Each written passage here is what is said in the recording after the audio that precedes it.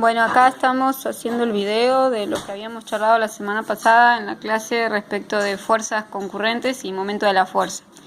Lo primero que teníamos que recordar era el tema de los conceptos o nociones previas que habíamos visto ya de lo que es un cuerpo rígido, acerca de su indeformabilidad y que es una concepción ideal que hacemos de un cuerpo en donde lo reducimos a un punto y en ese punto concentrada toda su masa y todas las fuerzas que actúan en el cuerpo se pueden trasladar a ese único punto que vamos a llamar centro de gravedad o baricentro de la figura.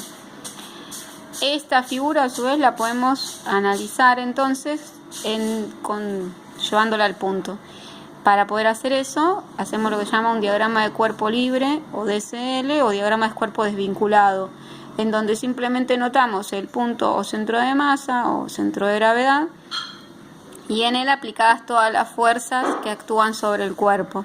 Una fuerza que siempre va a estar actuando y que no va a estar muchas veces representada gráficamente en la situación de análisis va a ser la fuerza peso. Ustedes recuerden que los problemas que hacemos son siempre en la superficie de la Tierra y entonces siempre vamos a tener la fuerza peso que se obtiene de hacer el producto de la masa por la acción de la gravedad. Porque lo que aplicamos aquí es la primera ley de Newton, donde la fuerza es igual a la masa por la aceleración. Y cuando tenemos sistemas de fuerzas que concurren a un punto, como es este caso, lo que vamos a hacer es una sumatoria de fuerzas y en particular las vamos a considerar descompuestas en dos direcciones que nosotros llamamos X e Y como los ejes cartesianos. Entonces vamos a tener una sumatoria de fuerzas en la dirección del eje X y una sumatoria de fuerzas en la dirección del eje de la Y.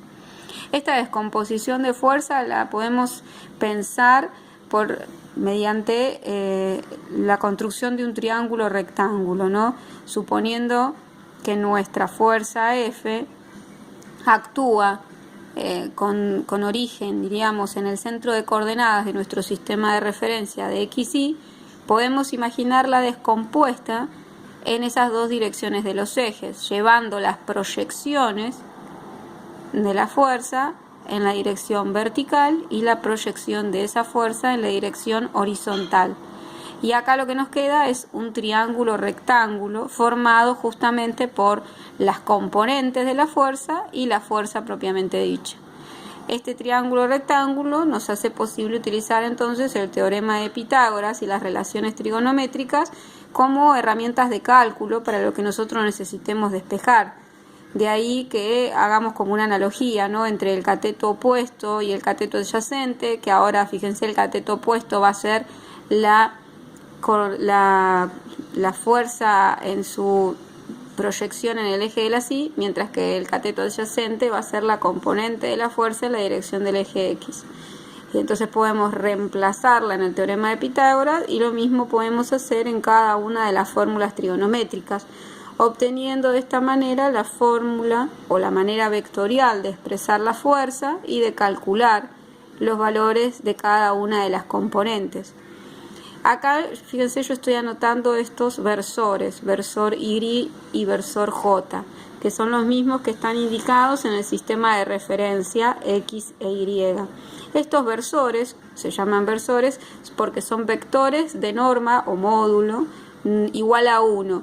Son básicamente vectores de norma 1 que los indicamos así en los ejes para poder dar la forma vectorial de la fuerza, que sería esta que está acá indicada.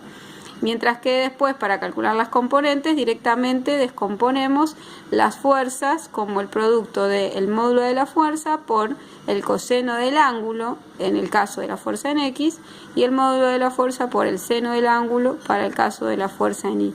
Fíjense que el ángulo siempre es el que se forma entre la dirección inclinada de la fuerza y la horizontal. En este caso, la horizontal del eje de la Y. Y por eso es que nos queda ahí el ángulo formado.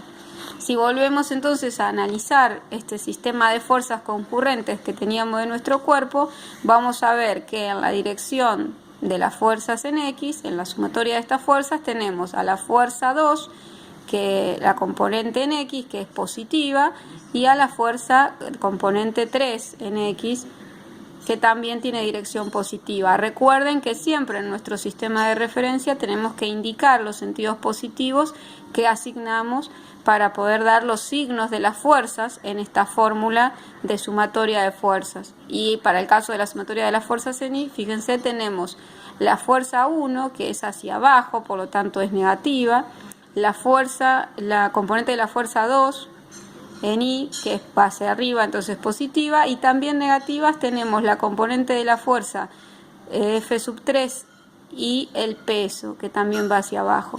Y ahí quedaría armada la ecuación de sumatoria de fuerzas. Esto sería todo para el caso de cálculo del equilibrio de fuerzas. Ahora vemos cómo hacemos con los momentos.